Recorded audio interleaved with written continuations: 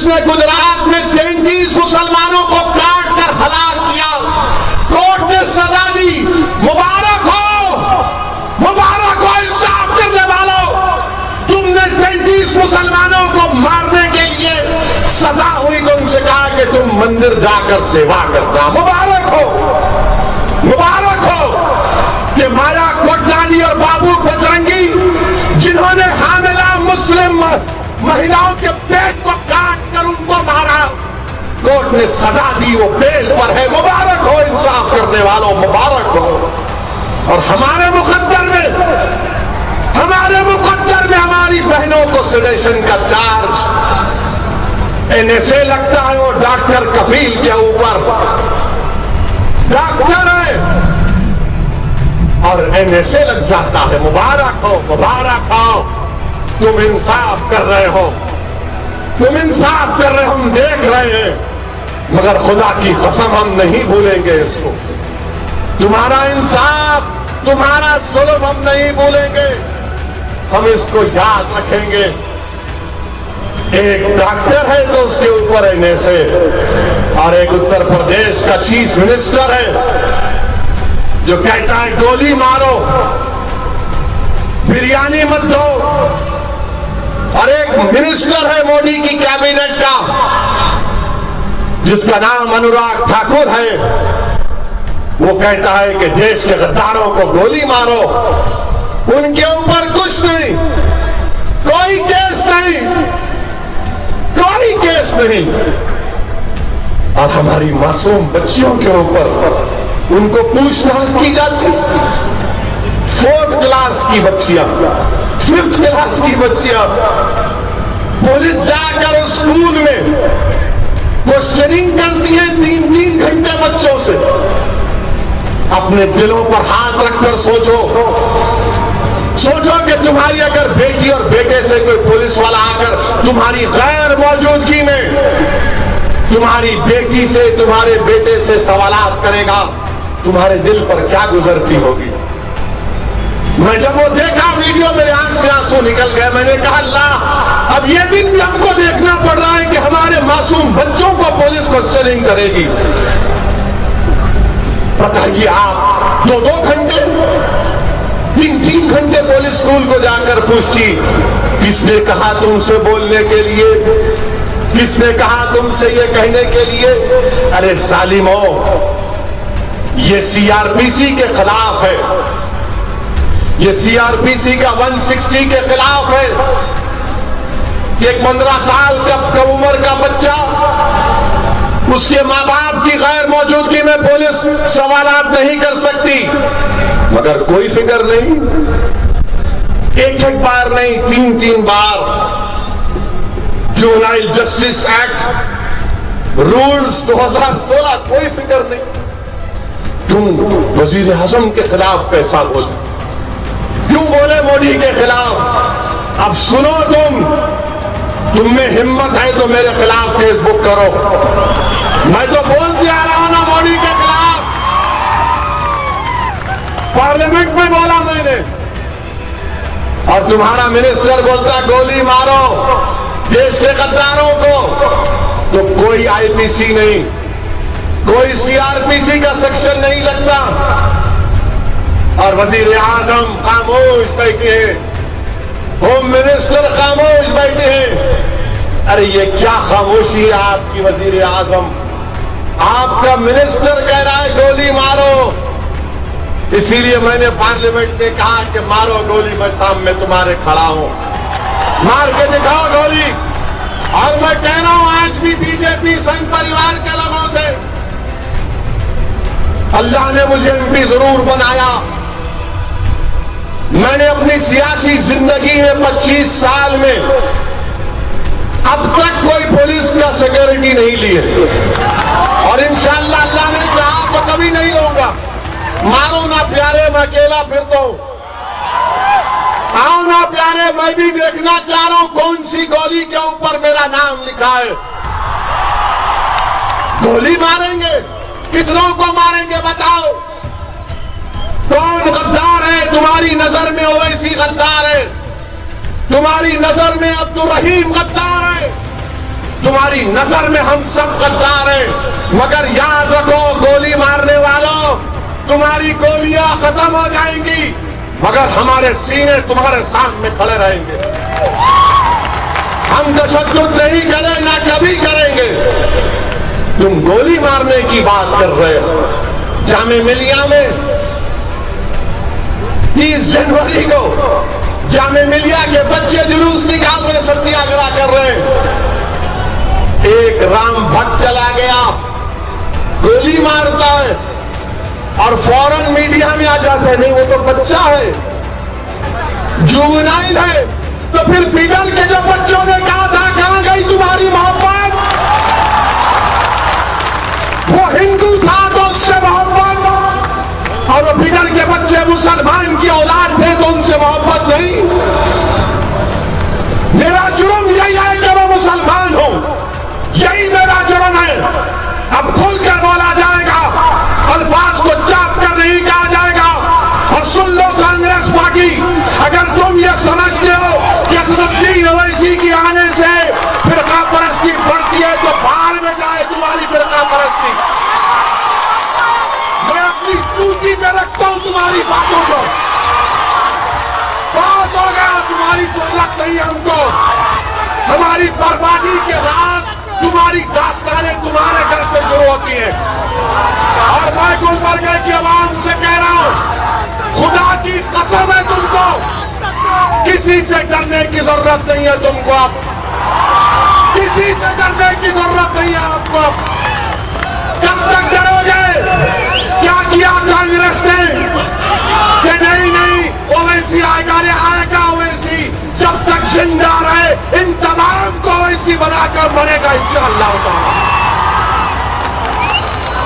ये नहीं बोलना, वो नहीं बोलना। तुम्हारे आने से आरएसएस को फायदा होता तो फिर मोदी कैसे जीता 300 सीट? मेरी वजह से। पूछो, आप अपने आप से जवाब दो कि क्या गुलबर्गे की पार्लियामेंट की सीट पर आपने खड़गे साहब को वोट नहीं दिया? आपने बीजेपी को वोट दिया? यहां से बोलो, करो मत, क्या तुमने बीजेपी को वोट दिया, खड़गे साहब को वोट दिया? तो फिर कैसा जीती बीजेपी? यहां से कैसा जीती? अरे कांग्रेसियों, तुम्हारे गिरेबान में गंदगी भरी हुई है। महासेवा करो, गर्दन जो मोटी हो गई कम करो, झुक के देखो, नजरें नीची करो। अब तुम्हारे पास इख्तियार नहीं है, ना कभी आएगा इंशाअल्लाह ताला। और गुलबर्गे में इंशाअल्लाह ताला एक नई तारीख हम रकम करके रहेंगे। मैं आप तमाम से अपील कर रहा हूं कि आप हम दीवानों का साथ दो। आपने बरसों अक्लमंदों का साथ दिया। याद रखो गुलबर्गे की आवाम, मेरी सरदार मां और बहनें, मुझे माफ करना अगर मेरे अल्फाज आपको गलत में पैगाम दे रही है। बताने का मकसद यही है कि मंजिल अक्लमंद को नहीं मिलती, मंजिल अक्लमंद को नहीं मिलती, क्योंकि दिमाग बोलता मोदी से लड़ेगा, दिमाग बोलेगा शाह से लड़ेगा, दिमाग बोलेगा मर जाएगा, दिमाग बोलेगा जेल को जाएगा, दिमाग बोलेगा अरे कितनों से मुकाबला करेगा, दिल बोलेगा अरे हट बाजू, अब मौत के लिए मैं तैयार हूं, मैं जिंदा रहना चाहता हूं, मैं घुट घुट कर जिंदगी नहीं गुजार सकता, मैं बार बार पलट पलट कर पीछे मुड़कर नहीं देख सकता। अरे कौन आ रहा, कौन आ रहा? अब कोई कुछ आने वाला नहीं है। ना आसमान से फरिश्ते आएंगे, ना जमीन से कोई निकल कर आएगा। इस मुल्क में हमको अपने फैसले, अपने कुव्वत हाथ के ऊपर, संविधान पर भरोसा करके एक सियासी कुव्वत बनाना पड़ेगा। ये एहतजाज जो चल रहा है ना, ये CAA का एहतजाज, NPR NRC का एहतजाज जो चल रहा है, इससे सियासी ताकत हासिल करो, इससे सियासी कुव्वत हासिल करो। क्यों ऐसा ना हो जाए कि हम अपने मंजिल को तो पा लें, मगर जो असल चीज से महरूम है बरसों से, हम उसको ना खो दें। मेरी इज्जतदार मां और बहनों, मैं बीजेपी के लोगों से भी कहना चाह रहा हूं, जो बार बार ताना मारते हमको कि भारत में तुम रह रहे हो, तो क्या हम तुमको कोई तकलीफ पहुंचा रहे? बीजेपी संघ परिवार के लोग बोलते हैं कि सबसे अच्छा देश मुसलमानों के लिए भारत है। भाई साहब, हम क्या किराएदार है यहाँ पे? हम क्या आपके रहमो करम पे रह रहे? नहीं प्यारे, तारीख ये है, सच्चाई ये है मिस्टर शाह, कि जब सारी कायनात के अब्बा, हमारे अब्बा, आपके अब्बा, सबके पप्पा, सबके डैडी, जब अल्लाह ने उनको कहा कि जाओ जमीन पर, तो हमारे अब्बा भारत में कदम रखे। और हमारे अब्बा का नाम हजरत आदम अलैहिस्सलाम। जब अब्बा जमीन पे कदम रखे, जब अब्बा जमीन पे कदम रखे, तो जमीन किसकी हुई? जमीन किसकी हुई? बोलो, जमीन बाप की हुई नहीं हुई? जब बाप की जमीन है तो बाप की जायदाद में ना बेटी को महरूम किया जा सकता, ना बेटे को महरूम किया जा सकता। ये मेरे बाप का मुल्क है और कोई ताकत मुझे यहाँ पर दूसरे दर्जे का शहरी नहीं बना सकती। आप हमसे कह रहे हैं नहीं नहीं, ऐसा नहीं। मेरे अजीज दोस्तों और बुजुर्गों, इस एहतजाज को और लंबा लेकर जाना है। इस मुल्क में फिरका परस्ती इतनी बढ़ चुकी है, इलेक्शन अगर जीतना है तो चाहे कांग्रेस हो, आम आदमी पार्टी हो, बीजेपी हो, ये सब ये कोशिश कर रहे हैं कि सबसे बड़ा हिंदू कौन है, सबसे बड़ा हिंदू कौन है, ये दिखाने की कोशिश कर रहे हैं। बीजेपी राम का नाम लेती तो आम आदमी पार्टी हनुमान का नाम लेती। तो कांग्रेस के लीडर अभी 50 साल के होने वाले मगर नौजवान हैं। अगर उन नौजवान तो मैं हमेशा के लिए जवान।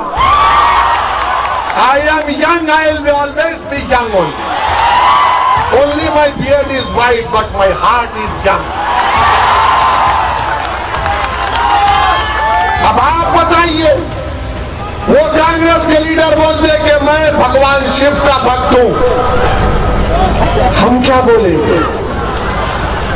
हम क्या बोलेंगे? तो कांग्रेस बोलेंगे कुछ मत बोलो मियां, खामोश बैठो, कुछ मत बोलो। अगर कुछ बोले तो उनको फायदा होता। अरे दीवाने, सब फायदा उठा लिए, देर को क्या मिला? देर को क्या मिला? कुछ भी नहीं मिला। गुलाब जामुन भी नहीं मिला, कुछ नहीं मिला। हाँ, एक चीज हमारे पास है, दबा के गुलबर्गे की थाली खाओ, दबा के खाओ। आज दोपहर में खाया अब्दुल रहीम के पास में, फुल मजे की थी। पूछ के पूछा, मेरा बताओ नंबर 1 है या नंबर 2 है? तो बोले नहीं साहब ऐसा नहीं, नो प्रॉब्लम। क्या है आपके पास? देखिए आपने कि आप पार्टी ने कह दिया हनुमान के हम भक्त हैं, बीजेपी राम की भक्त है, कांग्रेस शिवा की भक्त है। मेरे अजीज दोस्तों और बुजुर्गों, फख्र से बोलो हम मुसलमान हैं, डरने की जरूरत नहीं है। उन्होंने बोल सकते तो मजलिस भी बोलेगी कि हम भारत के मुसलमान हैं, अल्लाह को मानने वाले हैं, संविधान को मानते रहेंगे और भारत में बहस के मुसलमान हम अपनी लड़ाई को संविधान के दायरे में लड़ेंगे। ये अज़म लेकर आपको उठना, ये पैगाम आपको मैं देने आया हूं कि अब खामोश नहीं बैठा जा सकता। शाहीन बाग की हमारी माओ को सलाम, अल्लाह उनको सलामत रखे। अमित शाह ने कहा कि आप आकर मिल सकते, तो पूरे शाहीन बाग की हमारी दादियों ने, नानियों ने कहा कि शाह हम कल 2 बजे आ रहे। तो गवर्नमेंट बोली नहीं नहीं नहीं आना। तो हमारे भी ज़ईफ माए दादियां नानी अल्हम्दुलिल्लाह, वो बोले नहीं हमारे, और जिस किसी को हमारे साथ चलना हो। अब दिल्ली की पुलिस परेशान। बहरहाल मेरी इज्जतदार माँ और बहनों, मैं आपसे पूछना चाहता हूं अपनी बात को खत्म करने से पहले, क्या ये पूरा हजारों का मजमा CAA के खिलाफ है? या भी बोलो भाई,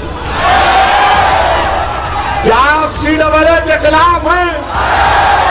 क्या आप NPR के खिलाफ हैं? क्या आप NRC के खिलाफ हैं? क्या आप मोदी के खिलाफ हैं? क्या आप फिरका परस्ती के खिलाफ हैं? क्या आप सेकुलरिज्म को मजबूत करेंगे? क्या आप सेकुलरिज्म को मजबूत करेंगे? तो मेरे अजीज दोस्तों और बुजुर्गों, एहतजाज को पुरअमन तरीके से जारी रखिए।